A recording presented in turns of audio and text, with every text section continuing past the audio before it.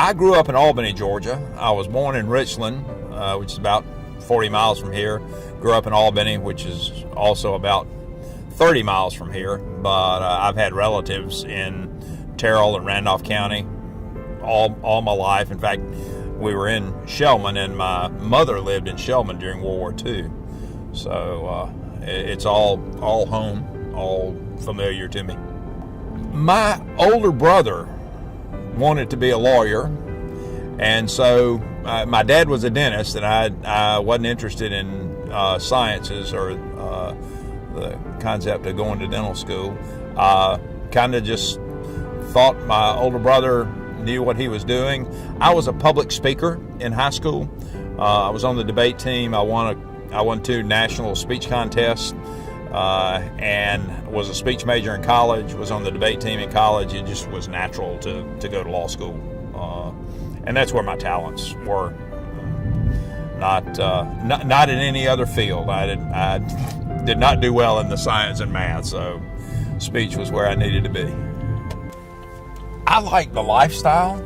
I like the differences. One day I'll be doing criminal cases.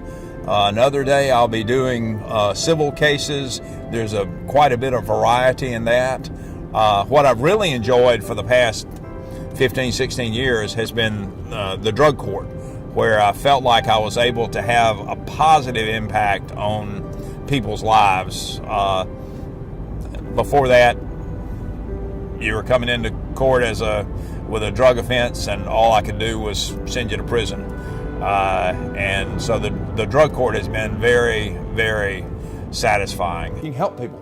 I mean, there are people who are desperate for a solution. And prior to starting the drug court, the only solution I had was incarceration. And this is a much better and different solution. It doesn't work for everyone. And some people, it doesn't work the first time, it takes the second time.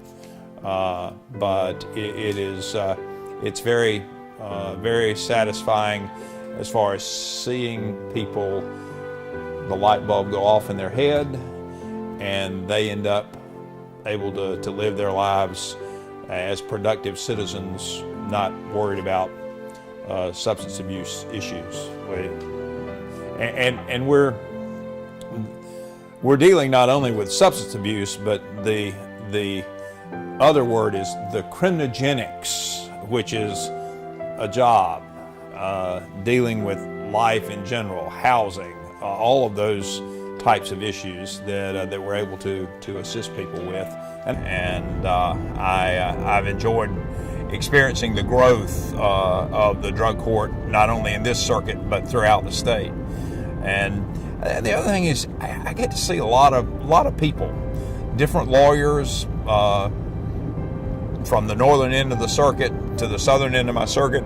It's about 70 miles, so I don't see the same people every day, but I know virtually all of them after having been on the bench for 26 plus years. There aren't many lawyers that I haven't seen before, and I enjoy the drives. I have on occasion been driving on some of these little dirt roads and little country roads and seen wild turkey, and that's just fascinating to me. A couple of months ago, I was actually driving down to Colquitt, to Miller County, and I was coming up on a bridge, and normally you're going to see vultures over a carcass. This happened to be a bald eagle, and that just kind of took my breath away, seeing a bald eagle there in the middle of the road in Colquitt, Miller County, Georgia. It was just fascinating to me. So there are a lot of aspects to the life of being a judge that I just thoroughly enjoy. Southwest Georgia is still very, very much agricultural. We have, because of that, we have pretty high unemployment rates. We don't have the industry that metropolitan areas have. We have no public transportation, which also creates issues. I was in the convenience store yesterday, and the young lady there that waited on me talked to me about, hey, Judge Bishop, and so I mean, she kind of knew who I was, and it's a good, to me, that's a good thing that I know her, she knows me, and we're familiar with one another. I only wear a robe in front of jurors, and it's just a matter of what I think is appropriate. In drug court, there are two schools of thought. There's one school of thought that says you should wear your robe to show your authority.